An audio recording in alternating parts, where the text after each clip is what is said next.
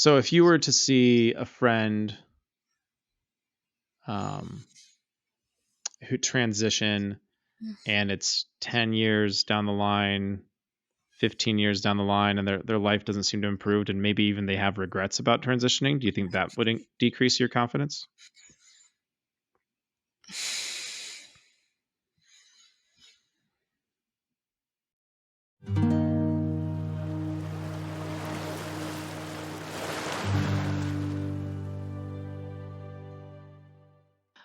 All right. So, Gina, something a little bit different. This was an interview that you actually requested to have with me. Yeah. Um, and so you reached out through the online Asana forum. Is that right? Yeah. Okay, cool. I thought Yeah. that So was there. a little weird. Hey, it's good that it gets used. So, but yeah, that's cool. It's an option for people if anybody out there is watching this in the future. There is an online form where if you have a belief or a position that you have that you would like to have investigated through a street epistemology interview with somebody who practices, there's a form. It'll be linked down below. Actually, it's linked. I think it's linked in all of my videos, so you can always check that out, and you can fill it out if you want to have a conversation with me or a conversation with somebody else to explore a particular belief you have. If it's something that you've been thinking about and wondering if you have good reasons for why you believe it, then that's an option. So Gina filled that out to talk about what we're going to be talking about tonight. So, Gina, do you want to kind of put the belief out there for us to try to kind of establish what we are discussing tonight?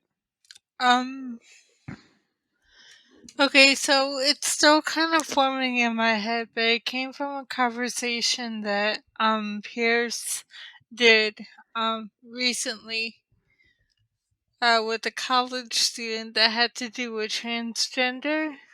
Okay. Um the things that are kind of rolling around in my head is like it's not quite what he thought it was, but it's still something I'm kind of learning about myself. Like I know that um gender is different from biological sex. Um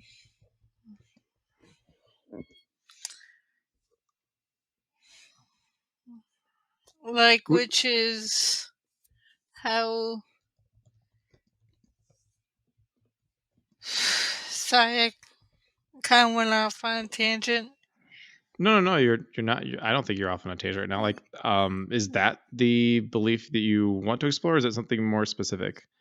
So, Um like, gender and biological sex are different. That could be something that we explore. Um, or is there something more specific to um, gender identity, trans identity, transgender individuals? that being trans is more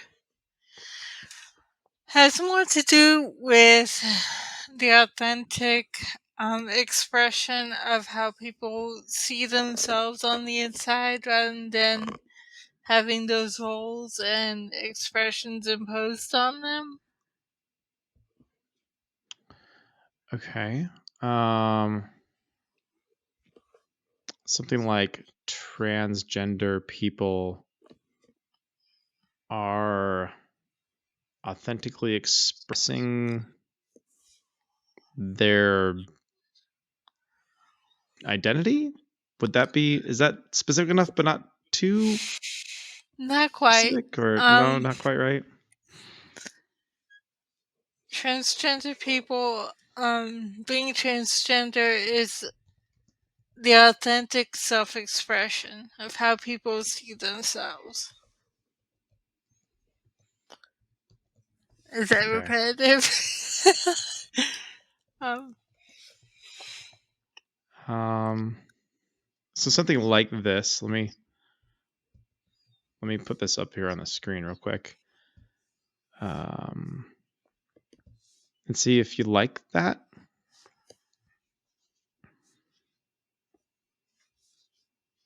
of how being transgender is the authentic expression of how trans people see themselves.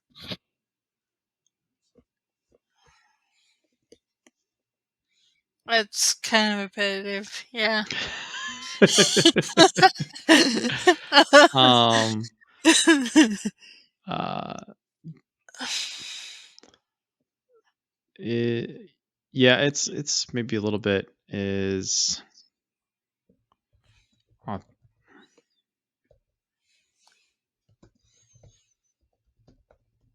what if we make it like a little bit simpler? What about just being transgender is authentic self-expression? That's good, yeah. Do you like? Okay, cool. Yeah. All right, awesome. Um, so first thing would be just to make sure that we understand kind of what we were talking about, and this might be where we come back to a little bit to some of the things you were saying earlier. Um, I think probably most people have an idea of what transgender is. It's a pretty hot Mhm. topic, I suppose. Do you just kind of want to explain what that term means as far as you understand it? Okay, well, I think gender might be easier to start with. Um, as different from biological sex, it's the way people express themselves, the roles, the interests that within the cultural context. Like, our Western society would have a certain idea of how men and women should dress or behave, or the things we should be interested in. Um, like women might be more expected to cook and clean and raise the kids. Um, and dress in certain ways, like dresses and skirts and shoes. While men might have like different expectations of them from the society or from the culture they're in. So it Does sounds, that make sense? yeah, it sounds to me like you're saying that gender is something that is culturally dependent, Yeah. and it has to do with the types of behaviors and expressions that people engage in to, um, like possibly fill particular gender roles. Is it gender roles or gender stereotypes? Is it both of those things? Am I I think introducing that terms that I shouldn't? gender, gender stereotypes comes out kind of the stereotypes I think do come out of the roles. Like the expectations kind of get solidified and just expected. Mhm. Um and they somewhere along the line turn to stereotypes.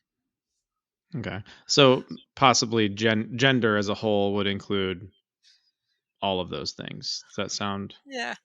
sound accurate? Okay. And so then being transgender means what?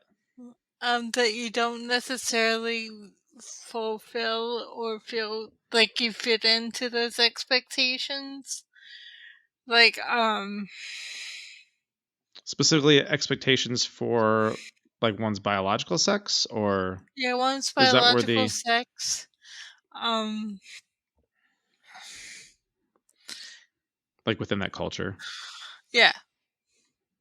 Okay. So somebody who, if I'm under, tell me if I'm not understanding you properly, but somebody who is transgender is somebody who doesn't fit into those gender expectations or norms or stereotypes or roles, Yeah. or all those things we kind of talked about, um, that that are present in their culture, Yeah.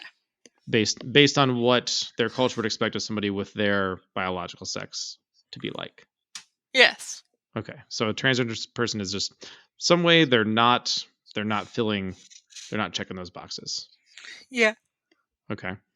Um, and do you see this as being something that is a gradation? It's on a continuum. Can people be more transgender then if they don't if they fit less of those expectations, or less transgender if they fit most of them but not all of them or something?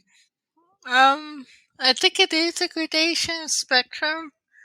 Like, it can go anywhere from like just being a tomboy, like the classic idea of the tomboy, where someone who's biologically female doesn't really do the things that's expected of her, but she's still like female.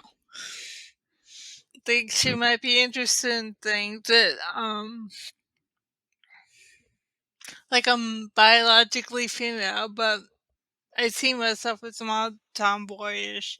Like I grew up playing sports, had very little interest in a lot of the stereotypically female sort of activities, but I still see myself as female. Okay.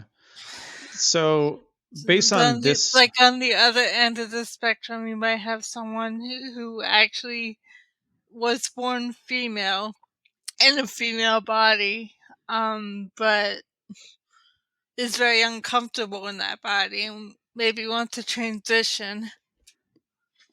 yeah, is discomfort required?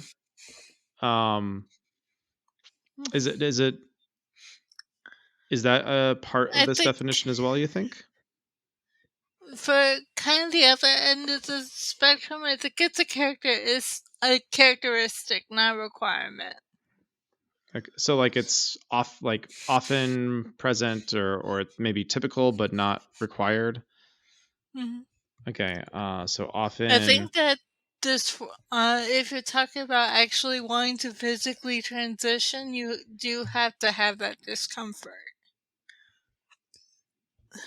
Okay, to like when you say to transition, do you mean to medically transition or do you just mean like changing Medically, yes. self-expressions? Okay. Okay. Just want to make sure we understand or that I understand, what we mean by these terms. Um okay, and so using your definitions you've kind of laid out here so far and talking about being kind of tomboyish, would you consider yourself to be somewhat transgender then with these definitions or not? Like, do you see Um, yourself that way? Gender non-conforming, not really. On, I think on like the upper end of the spectrum, not really looking to transition. I not conforming to what my society or what my culture thinks I should be as a female. Okay. So that'd be gender nonconforming. What do you see as the difference between like somebody saying I'm transgender versus I'm gender nonconforming? Is I that think gender nonconforming is a subcategory or is on that transgender spectrum, but it's not going as far as saying it's a okay? category on the spectrum. Gotcha. So like if we have like a spectrum, I gotta try to. Where am I on the camera? There we go. We got a spectrum, and like on one end we've got um gender highly gender conforming cis or whatever, right? Yeah. Cisgender, you know, male or and feel very manly, feel very masculine, fit a lot of those stereotypes or roles, etc. Or a female who does all those things, right? And then over on the other end, you've got transgender, where there's you know, maybe, all the way at the other end is like, an extremely effeminate male who feels discomfort in their male body, wants to transition, wants to medically transition, behaves in very effeminate kind of ways, right? So like that might Mhm. be considered trans, this might be cis, and then like gender nonconforming is somewhere along that spectrum, like somewhere in between those two things. Is that what you're saying? Do I understand correctly? Oh no. Can you hear I me? think we're Oh, back. there you are. Yeah. Okay. Yeah, you're back. Did you catch my question? I got some of it. I lost like maybe the last 10, Okay, 15 yeah. seconds. Yeah, so like if we got that spectrum, right? When we got like cis, like traditionally what we might think is like like one end very cis, one end very trans, right? Are you seeing like gender nonconforming being like somewhere between those two on that spectrum? Yeah. Okay. And so it just might be something where like depending on how far somebody is one direction or another on that spectrum, they might say gender Well, nonconforming, they might say trans, and is that I'm more not just like even a sure, like, the trans, is a spectrum in itself. Like, being cis isn't really on that spectrum. It, how, how could I best describe it? It's maybe just being non-conforming here and wanting to medically transition here. Does that make sense? I'm not sure why somebody who fits their cultural gender stereotypes wouldn't be just on one end of the. I mean, I guess it's whatever the spectrum, however you're picturing it, that you're thinking of. Yeah, Because like when people that's think of like gay and straight, right? Like that's yeah, often talked about being on a spectrum. yeah. So I kind of think of it kind of like that, where like you get people who are, you know, only attracted to the opposite sex, people who are only attracted to the same sex, and then like, like bisexual or somewhere kind of in this in between. So I kind of think of like that's a spectrum. Like for a spectrum, you usually have Oh, like one extreme on one end, one extreme on the other. Am okay. I? And that's fine if we I think about it kind of slightly differently. I want to make sure I'm understanding how you're understanding it. Um, I could be wrong too. um, well, we're mostly exploring what you believe, so I don't know that I would say that it's wrong. It's just how you're conceptualizing it, and you might conceptualize it slightly different than I do, which is just fine. I get to learn about what you're thinking. So, but you do um, you do see I think I'm the main still point of my trying to get. question. Well, you've answered anyway,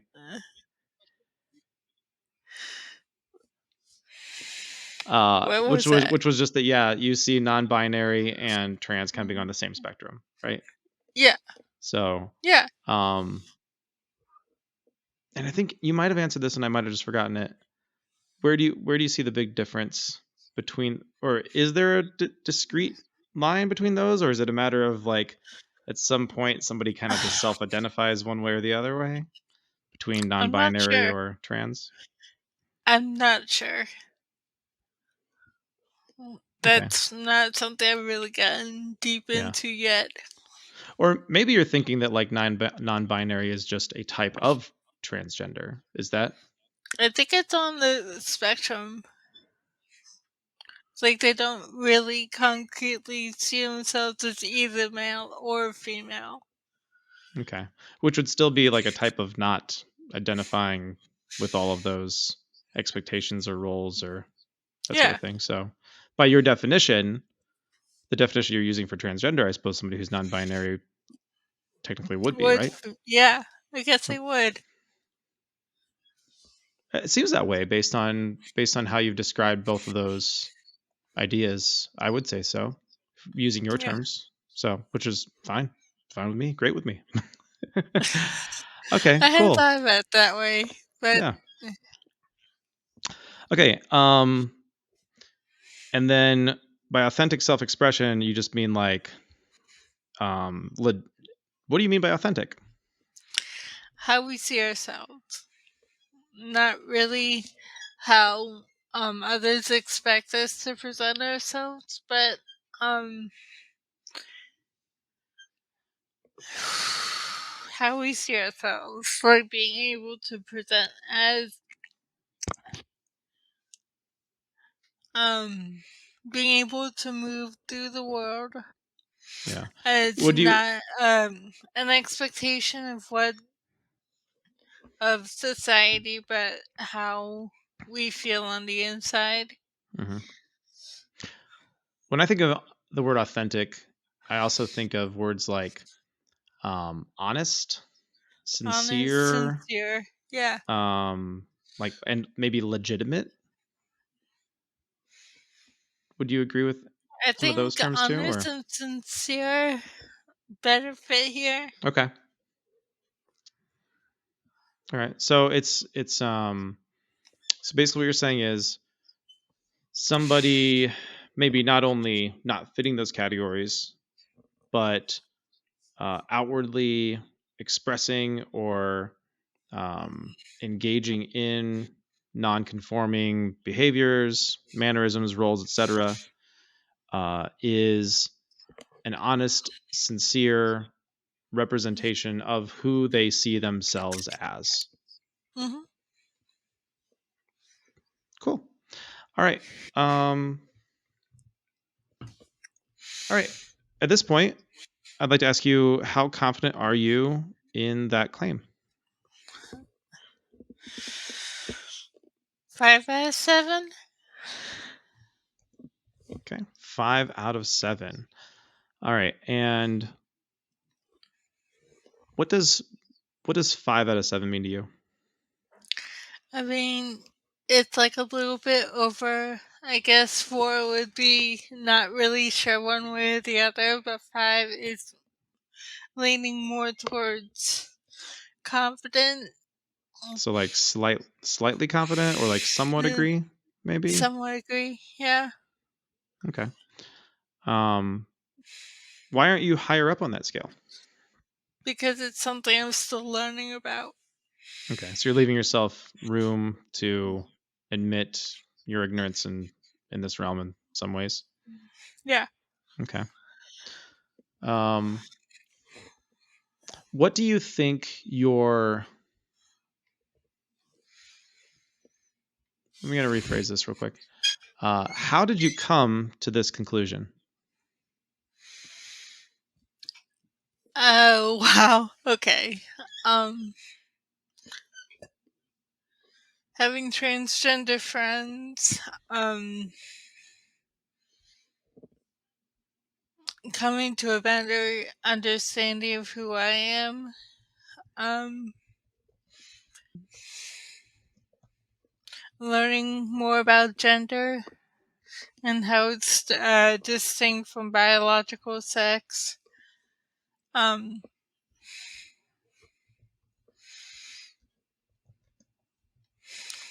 it it's kind of developed over the last few years. Yeah. Any specific things you learned over the last few years?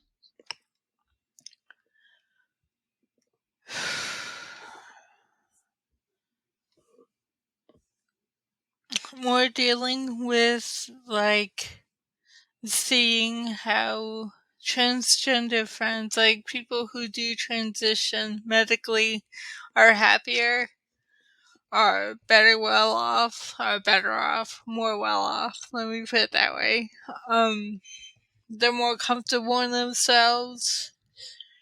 Um, and I think that comes from living a more honest and sincere life.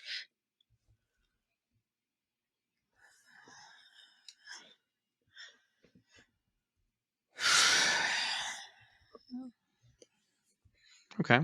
So I've identified a few reasons then. So just to summarize, let me know if this is what you said.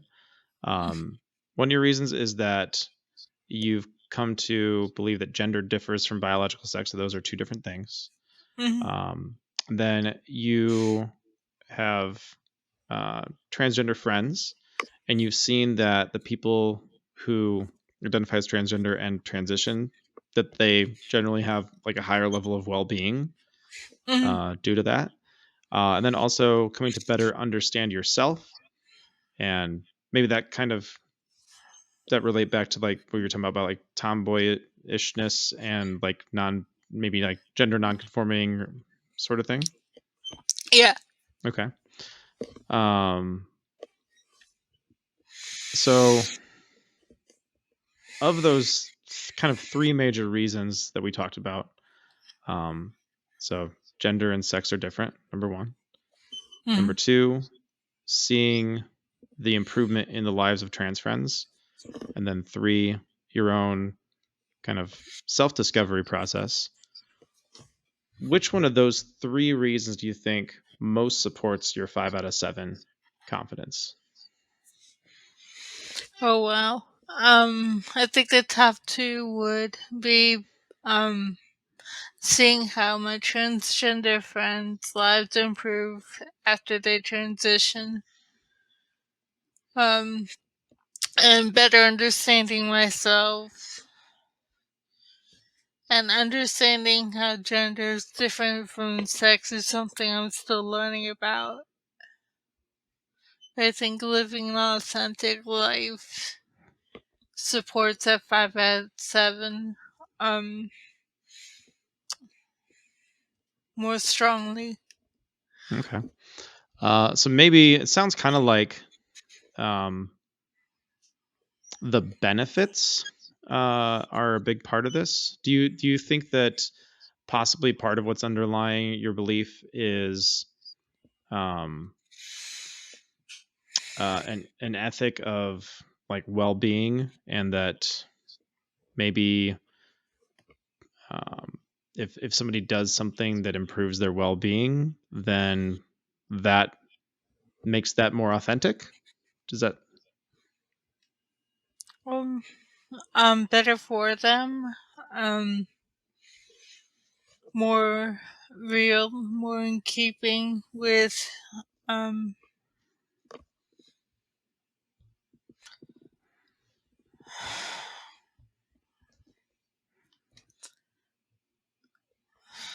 can you rephrase the question? Um, yeah. So it doesn't have to be specific to this, but in general, for somebody to maybe take any sort of actions or behave in a particular way, or maybe fulfill a particular societal role or express themselves in any sort of way, if the way that they're expressing themselves or doing those things or behaving leads to better well-being for them, hmm does that mean that what they're doing is authentic?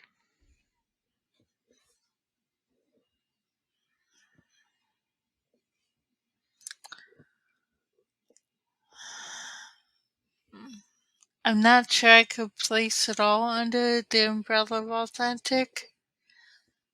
Um, I'm not sure. Okay. Yeah. So it I kind of. think being transgender, um, or presenting themselves in that way, um, leads.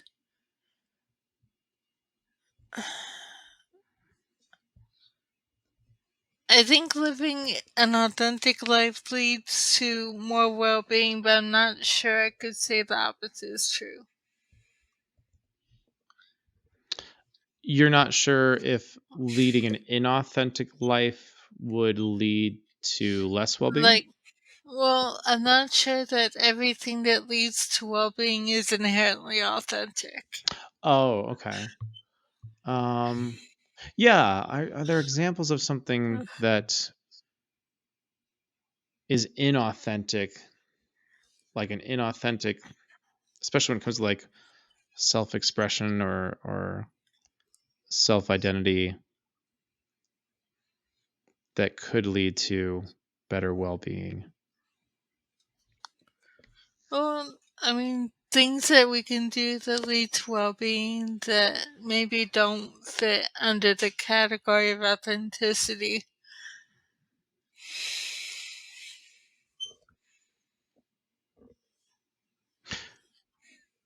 Yeah, would it be just be like for their own well-being?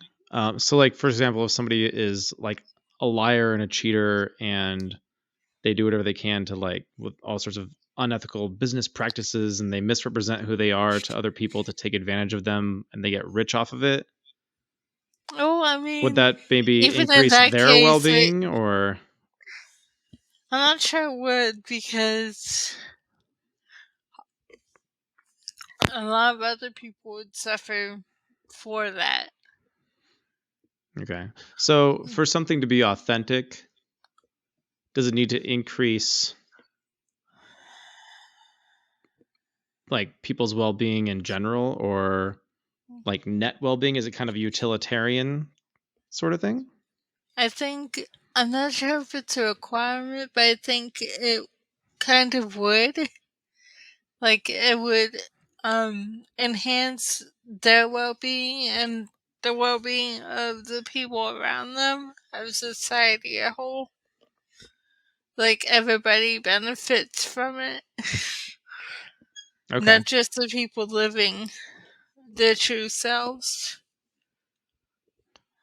All right. So we wouldn't consider like a con artist. A con artist, we would definitely would say they're inauthentic. Okay, Yeah. makes sense.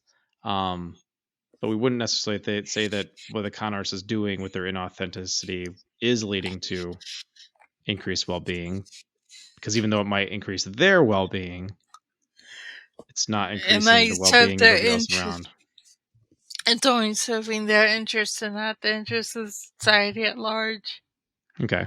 And so when you see your friends or other trans people transition and you see their well-being increase, do you think that that's also increasing the well-being of the people around them? Um, is it a net gain in well-being for themselves, their friends, their family, society as a whole? In the short term, maybe not. In the long term, yes. Because I know that a lot of people can experience pushback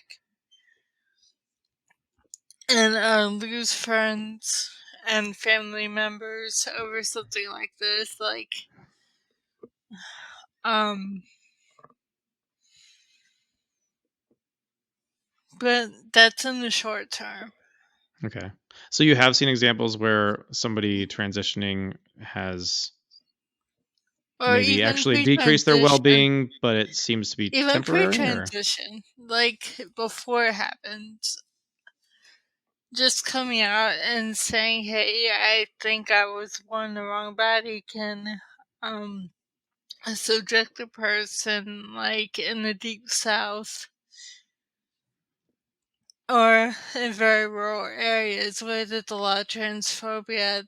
It can subject them to suffering in the like short term. Like people have been disowned and kicked out of their houses for coming out as trans.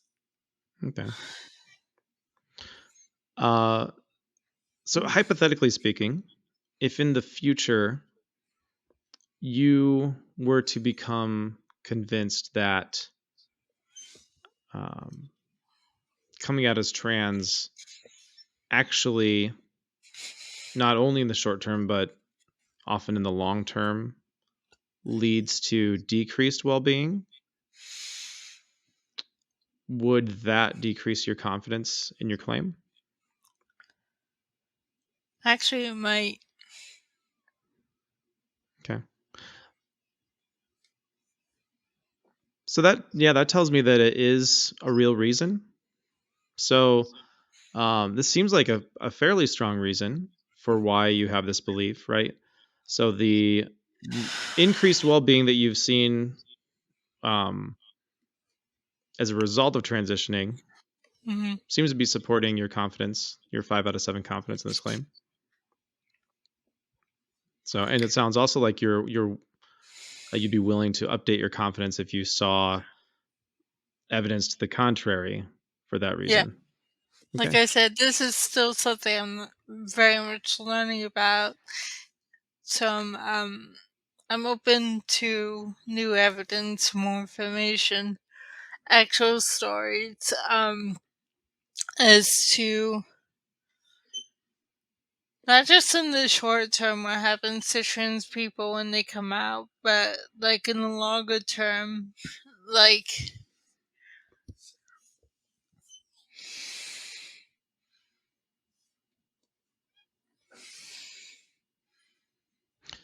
a short term cost for a longer term gain sort of Hmm. thing. Gotcha. Yeah. Um,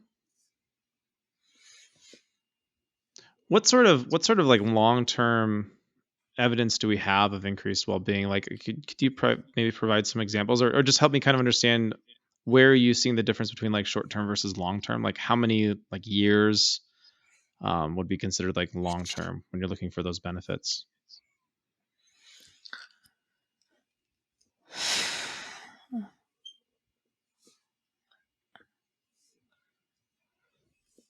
Um,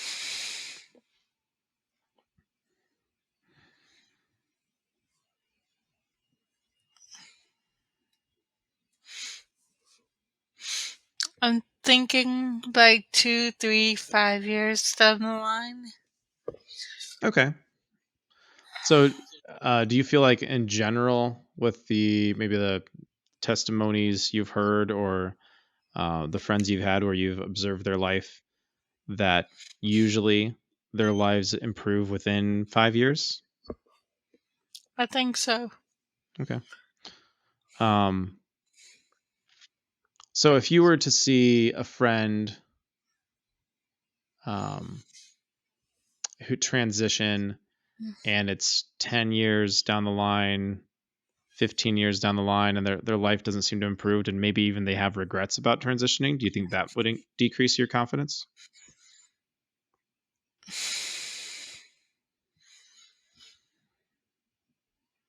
I think it'd have to happen more often. Like, I know transition regret does happen sometimes, but Yeah, you maybe it's need to very see a rare. wider sample. Like, Yeah. okay, yeah, um, yeah, one person might be, you know, somewhat anecdotal or something like that. But um, do you have any idea like what those numbers you like? I know you said you're still learning, but I'm still learning as well. Do you have there been like is there research or numbers that you've seen about like the rate of regret?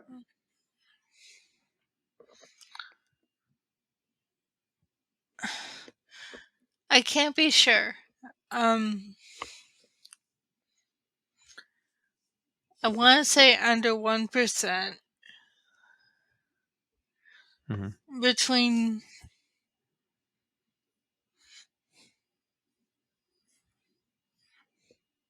I read about this somewhere, and I can't remember where, but it's extremely low. Yeah. What percentage would that number have to be at, like, let's just say like 10 years?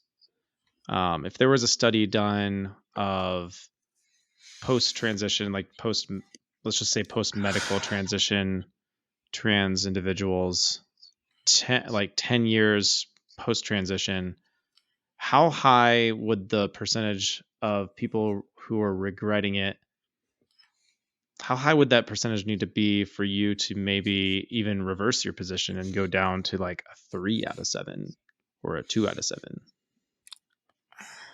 Wow. It'd have to be pretty high, like more than half, like Hmm. 51%. Okay. And so if it was like 50%, would you be at 4? I might be a 4, yeah. I might be like Interesting. a little unsure, but I don't think I'd lose the belief that much. Hmm. Yeah. Interesting. Well, I think we've definitely identified a main reason, and we've explored some of the things that might make you less confident. What are some things you could learn that would make you more confident, that could move you up from 5 out of 7 to 6 out of 7? I think it's already happening. Like, I see society becoming more and more supportive of trans individuals. I mean, there's always going to be pushback. I mean, that's unavoidable, but like,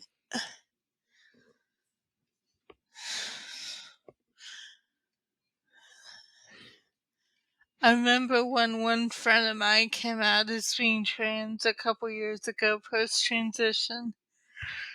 She posted on Facebook, and I said, "Hi, nice to meet you again." You know,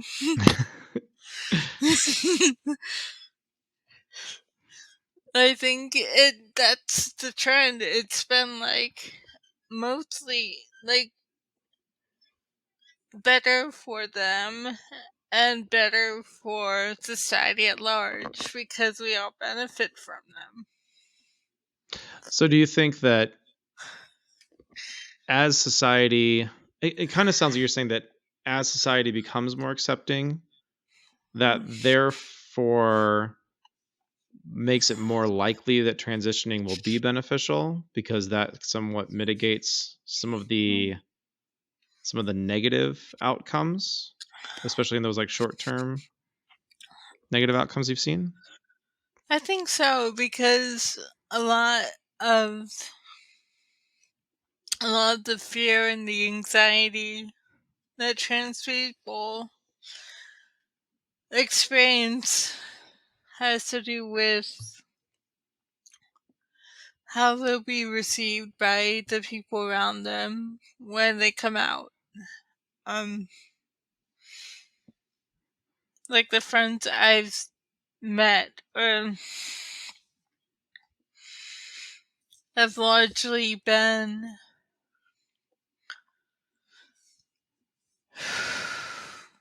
like I have one friend whose grandson came out as a teenager as being trans. Mhm. And she is my friend, um, is extremely supportive. I mean, she's an ally. Um, so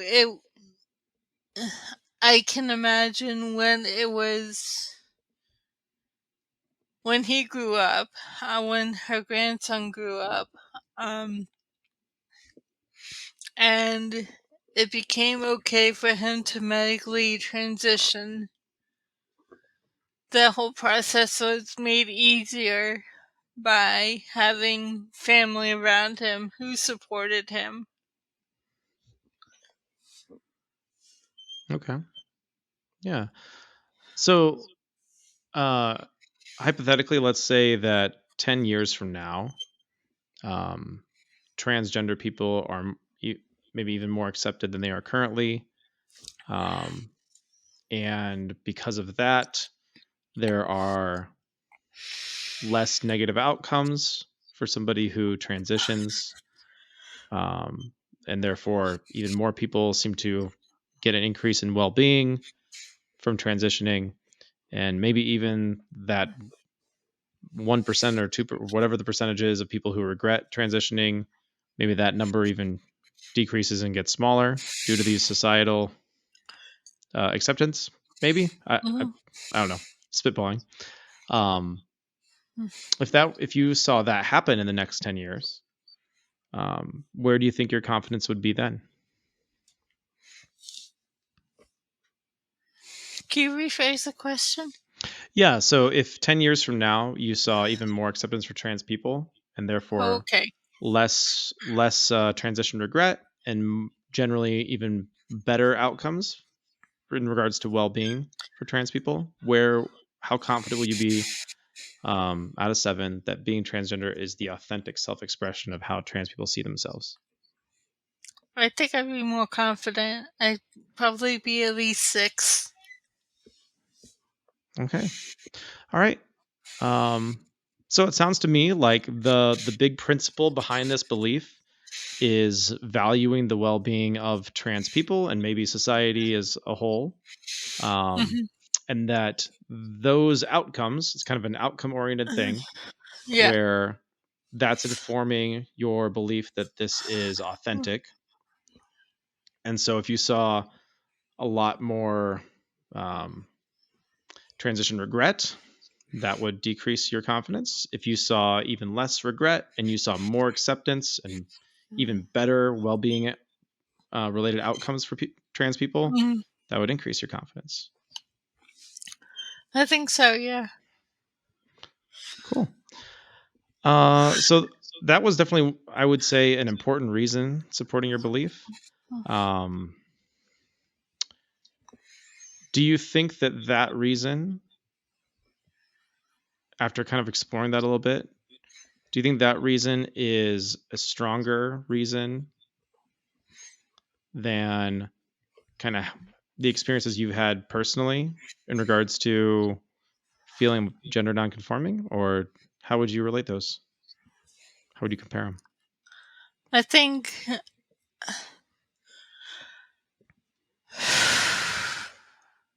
I think it weighs a lot more, to see the benefit to society and to those individuals. Okay. Like, it's a huge, I guess, like a big chunk of the pie. Like, Yeah. if you put the 3 reasons, like, that would take up the majority of it. Yeah. So like if you hadn't had experiences being tomboyish or hadn't come to kind of see yourself as a gender nonconforming person, but you still saw all of these well-being benefits for people transition, especially in the long term, Hmm. um, would you say you'd still probably be around a 5 out of 7? Taking myself out of it, Yeah, maybe. if you kind of pulled out your own personal experiences, if you Maybe. hadn't had those personal It's not completely insignificant, but it's hard to that's also a really difficult hypothetical. I wasn't even sure if I should ask it because I thought about like, well, if you were a different person, like that's kind of a crazy hypothetical to present, right? Um so yeah, maybe might be the only answer you can actually give to that question. That might not be a good question. So all right. Cool. Well, I think this was really productive so far. I probably shouldn't have said that out loud. What I should ask you, how do you feel like this conversation has gone so far? And do you feel like you've learned more about your own position? I do. I feel I've learned this.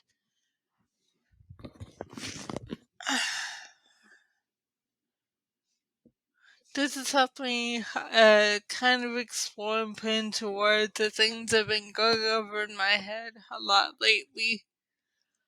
Um, and discovering what's underlying this belief, like the value, um, underlying it, the reasons, and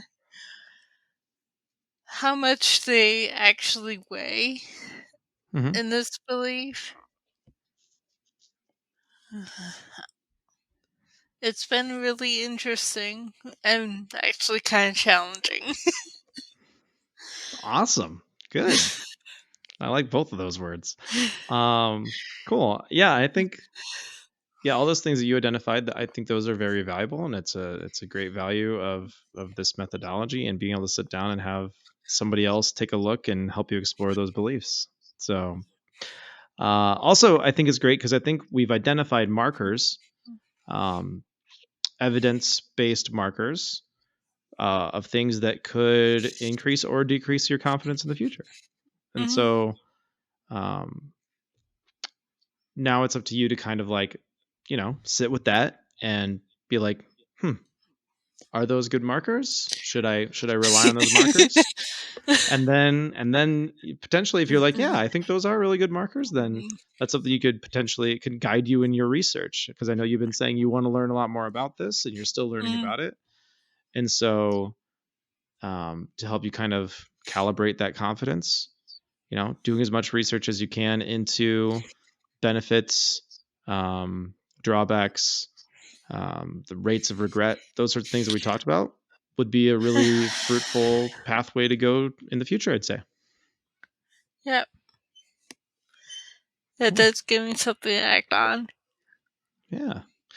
Um, any other thoughts that you have based on our conversation or questions you have for me? Where do you stand on this? How do you feel about it? Yeah, I'm probably in a very similar position. I was gonna I do it out couldn't of tell. you Honestly, could or you I could or you couldn't. couldn't. No. You couldn't. I, Oh, okay. Awesome. Great. Yay, I was neutral. um yeah, I'm above 4 on the 7 on the okay. Likert scale. I'm not a 7. So yeah, I'd be somewhere in that 5 to 6 range, I would say as Okay. well. I think that the reason that you've identified um is important for me too. Mhm. And maybe another reason that I have that you didn't mention is, but then again, it's not necessarily, it's related, but it's not the same claim, but like just personal freedom and valuing personal freedom. Yeah. And just like giving people like baseline level respect and dignity as human beings. Yeah. So that's, yeah, I don't see any reason why somebody engaging in transgender expression or transitioning, I don't see any reason to think that that's inauthentic or can't be authentic. It could be inauthentic for a particular person, but I feel like that would be really a rare, very costly, bizarre sort of thing. Like, like we talked a little bit about like con men, like ripping people off, but I don't Yeah. think like going through and like making yourself a pariah and be hated by all sorts of people is like a really great con. So like, sure, somebody might be inauthentic about it, like, Or but I'm just gonna confused and not lean really toward sure yet where they value. stand. Yeah. Yeah, somebody being confused, I totally understand that, and that might be like a slightly different thing. But yeah, like I value people's freedom to do what they want, express themselves how they want, do with their bodies what they want, and if it makes them happy, like It's not hurting anyone else. right, why would I care? Right? Like, yeah, even if like I have like a natural like kind of like, oh, that's weird reaction, like, I don't know how to feel about that. Like I, to be being totally honest, sometimes, you know, I don't like that I have those feelings necessarily, but I think it's a pretty natural reaction, especially when somebody isn't, not to call out people who like don't pass or whatever, right? But like Yeah. when somebody's trans and they pass really well, like to the point where I don't even notice, like I don't have any sort of weird feelings at all. But when somebody doesn't quite pass, then it's like I do have weird feelings, but then I just like, well, that's stupid and that's a bias, and I just try to suppress those weird feelings because I'm like, I don't care. It's their life. Do what you want. Like I just value personal freedom a lot. So that's another major reason for me. So yeah. But that's, so yeah, I'd say I'm in a very similar place, Cool. somewhat for the same I reasons, like your some reasons. other ones. So I like your reasons. yeah, I think actually Dolly was the one I think who expressed that really clearly one time, and I was like, oh yeah, like, yep, yeah, like he was the one who first put it into words, and I was like, well, yeah, duh. Like, so and then I kind of adopted that as a reason. So yeah, so credit to Dolly, who, if you're out there, Dolly, hi. I miss you, dude. I miss you. I haven't seen him recently, and I don't know. I'm not going to speculate here right now, but no, anyway. But Dolly's a cool guy. Dolly, Cool. Yeah, Dolly was kind of mentor to me, like from early on. Yeah, definitely. Yeah, Dolly definitely mentored me as well. So appreciate him. And appreciate you, Gina, for reaching out and having this conversation and like volunteering to have your belief examined. It takes bravery and to want to dig deep into your own positions. So commend you for that. Thank you for going through this with me. Yeah, definitely. All right, cool. Anything else? Wow. Do you realize we go for almost an hour? Like flew by. Yeah. Well, hey, that's cool. That's good. I'm glad it went fast. I mean, time flies when you're having fun. So Definitely. all right. Well, yeah. I'll definitely reflect and think more about this conversation. I think it went pretty well. It's a topic that I would like to explore myself more as well, and I feel like I was doing it right along with you. A lot of the questions that I was asking you, I was like just asking myself as well at the same time. So it was really beneficial for me too. Awesome. So once again, thanks, Gina. Thanks for everybody who is out there watching. As a reminder, if you would like to have like an online interview with myself or a different street epistemology practitioner, the link to the Asana form is in the doobly-doo. You can click on that and request to have one of your beliefs explored. I'd be happy to help you out with that. Cool. All right. Well, hey, awesome. Thanks, Gina. Thank you.